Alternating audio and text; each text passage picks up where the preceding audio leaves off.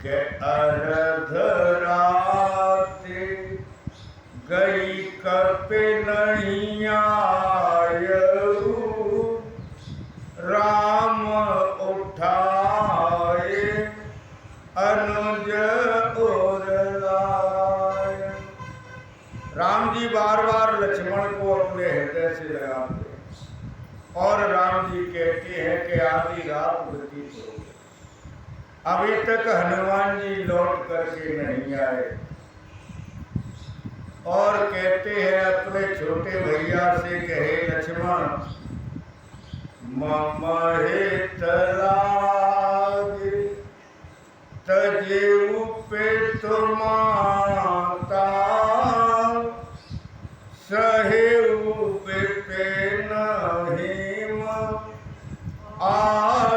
आतपवात। राम जी कह रहे हैं कि हे भैया, मेरे हित के लिए तूने अपनी माँ बाप का त्याग कर दिया, माँ बाप को छोड़ करके और मेरे साथ इस वन में पहले ठंडी गर्म हवा को सहा। और कहते हैं राम जी कि सो अनुराग कहाँ अब भाई, उठऊ न सोने मम बचब कलाई।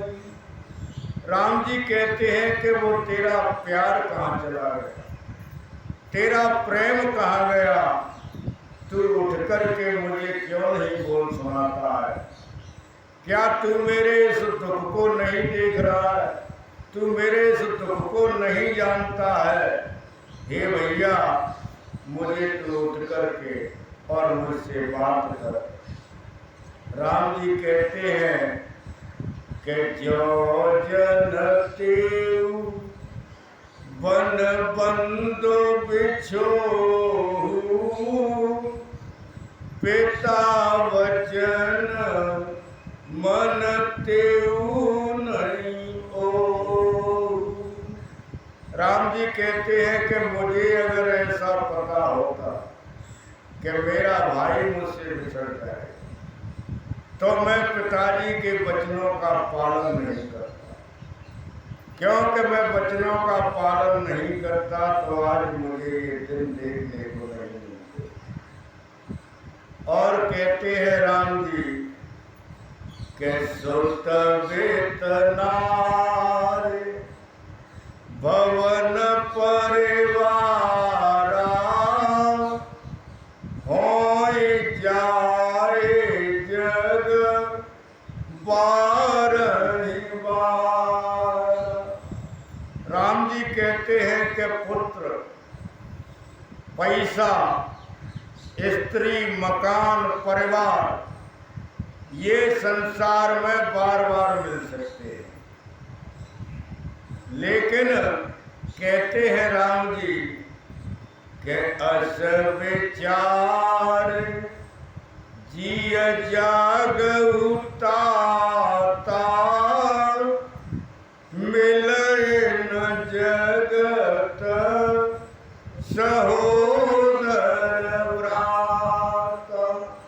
राम जी कहते हैं कि पत्नी मिल सकती है, पुत्र मिल सकता है, धन मिल सकता है, परिवार मिल सकता है, लेकिन संसार में भाई नहीं मिल सकता।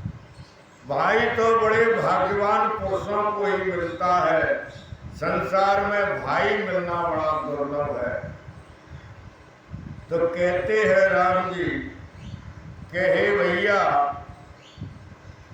असमम जीवन बंधु बिन तोही, जो जड़ देव सहावहि मोहि।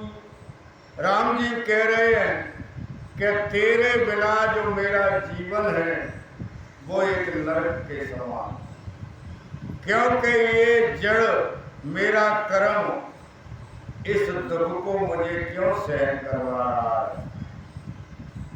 और हनुमान जी कहते हैं कि हे भैया, जइयहु अवध कवन मोहलाई, नारे तो प्रिय भाई गवाई।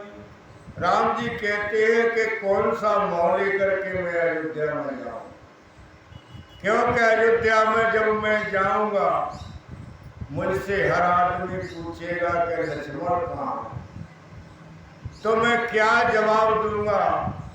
मैं ये कहूँगा कि अपनी सीता के लिए और मैं अपने भाई का बलिदान करके आया हूँ।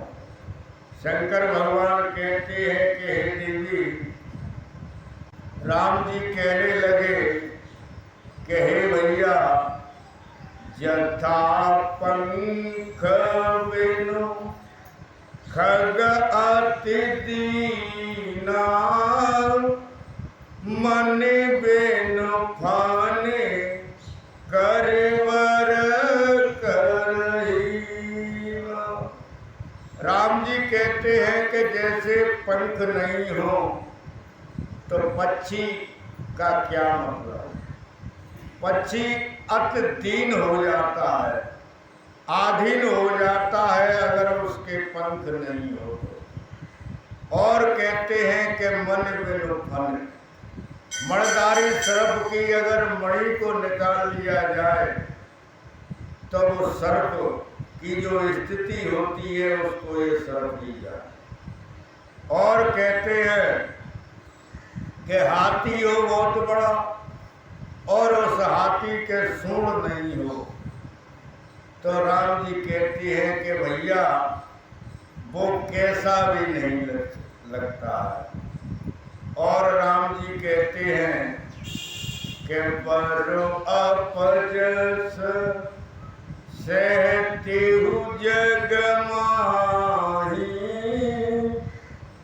नारे हाने विशेष चेतना। राम जी कहते हैं कि मुझे अगर ऐसा पता होता कि मेरा भाई मुझसे बिछड़ जाएगा तो मैं सीता को छोड़ करके लौट जाऊं, क्योंकि स्त्री की हानि से ज्यादा नुकसान नहीं होता है जितना नुकसान भाई के और जाने से होता है।